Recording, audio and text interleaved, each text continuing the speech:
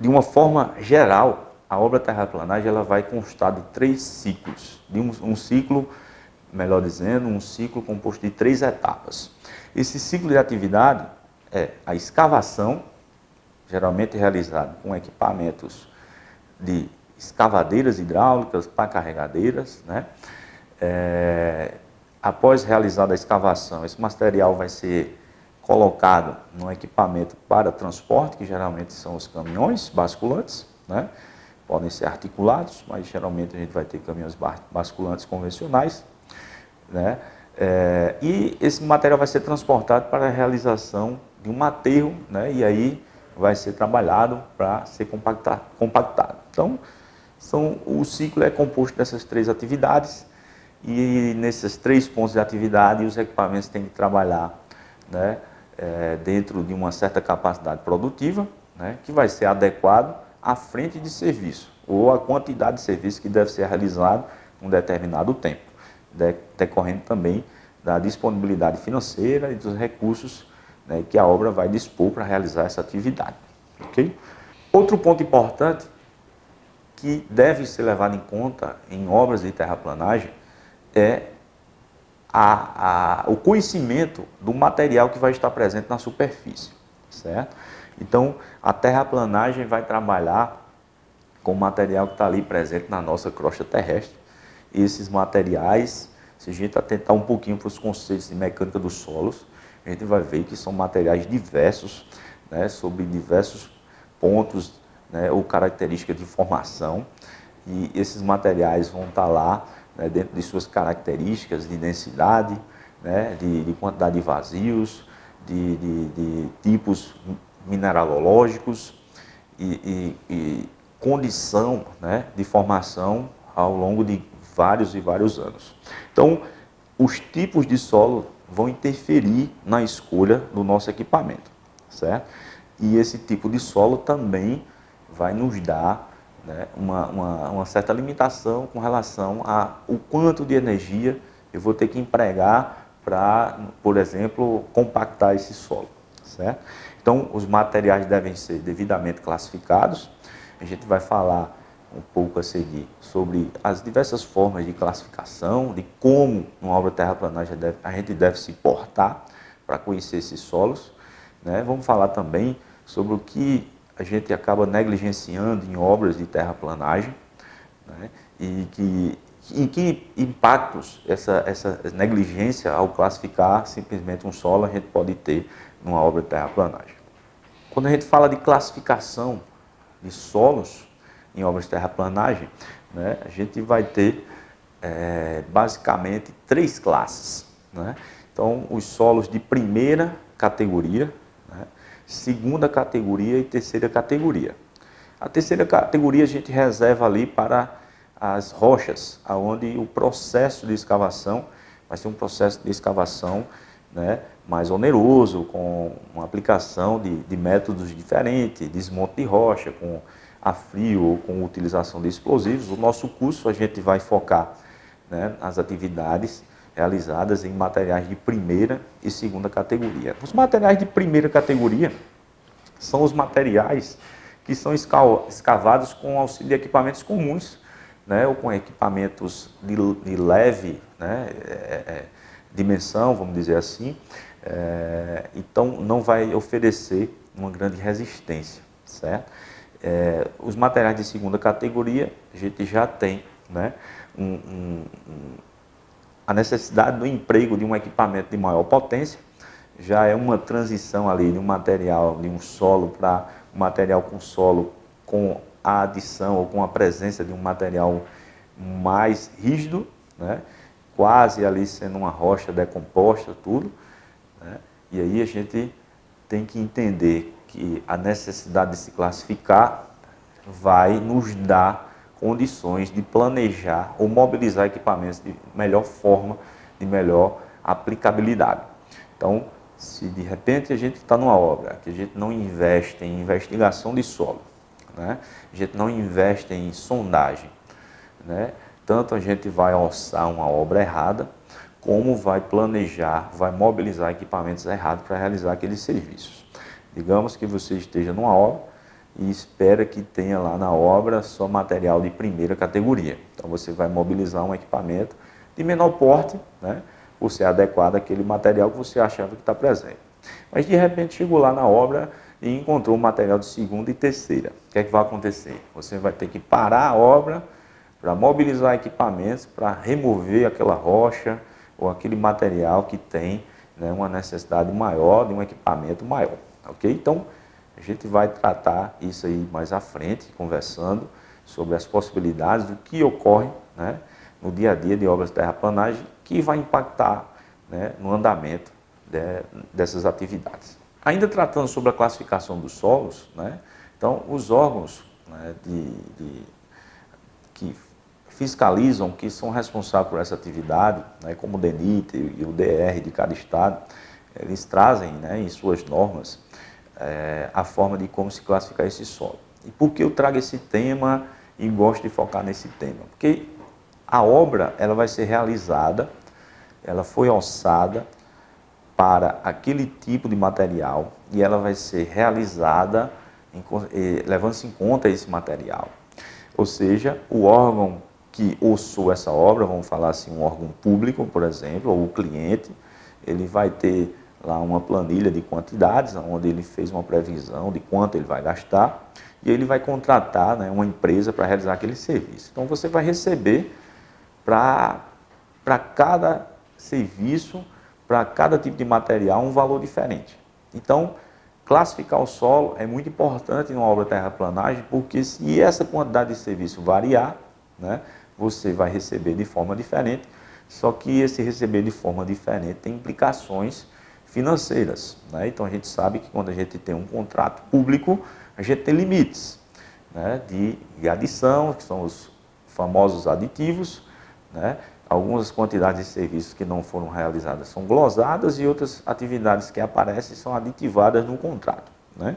Então, a gente sempre aborda esse tema porque são pontos que em obras a gente tem grande negligência, né, com relação a essa atividade, ok?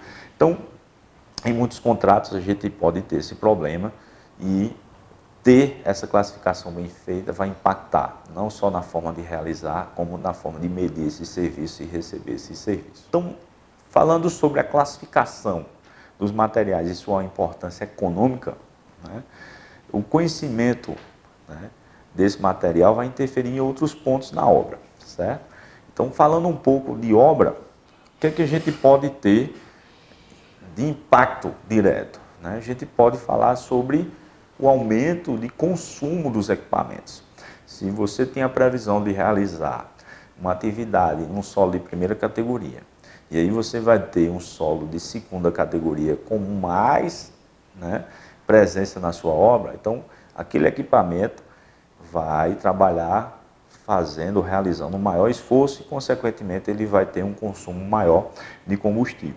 A gente pode falar também, né, que a gente tem, né, um desgaste maior desses equipamentos, então você vai ter um período de manutenção, né, menor, ou seja, você vai realizar mais manutenções. A exemplo de uma escavadeira, você vai ter os materiais de desgaste, né, como unhas, conchas, né, apresentando um tempo de vida útil menor, né? E uma das principais é a remuneração, certo? Se você vai ter uma variação de materiais, tem que estar atento o quanto você vai ser remunerado para realizar essas atividades. E como acompanhar isso no dia a dia, pessoal?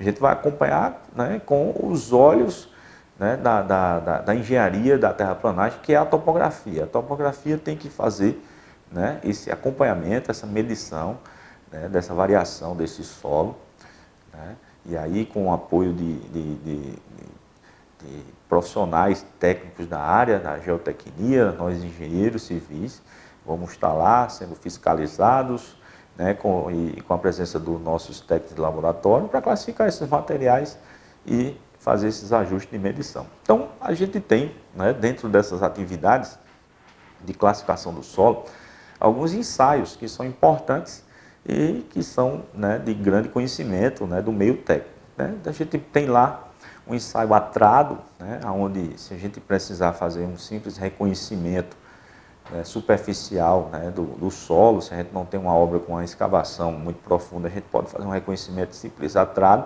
para ver aquela quantidade de solo, né, e o horizonte. A gente tem, né, alguns métodos de sondagem que são bastante conhecidos, como o SPT, ensaio de rotativa, né, e aí podem nos dar também, né, grandes parâmetros de tomada de decisão. Muitas vezes é questionado se a quantidade de realização desses ensaios na obra de terraplanagem não fica caro, né? Realmente é um investimento que tem que ser feito. Agora, não o fazer pode implicar em custos bastante elevados, né? Basta que você mobilize um equipamento errado, né, e que tenha que desmobilizá-lo em determinado momento da obra para trazer um outro. Então, só esse custo aí já vai superar com certeza os investimentos que poderiam ter sido feitos, né, na fase anterior de planejamento. É um ponto que é bastante discutido, porque a gente tem uma cultura ainda de não investir, né, em coleta de dados, e sondagem é uma coleta de dados, né?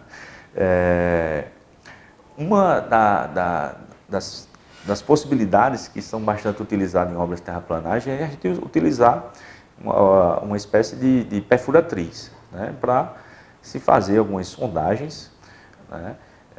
Geralmente em obras de terraplanagem a gente vai ter a mobilização de alguns equipamentos de desmonte de rocha, né. Quando não, a gente pode utilizar uma retroescavadeira e fazer, né, essas verificações. Então, o ideal é que a gente faça essas verificações quando chega em obra, né, de escavar em alguns pontos, né, e verificar, né, se aquela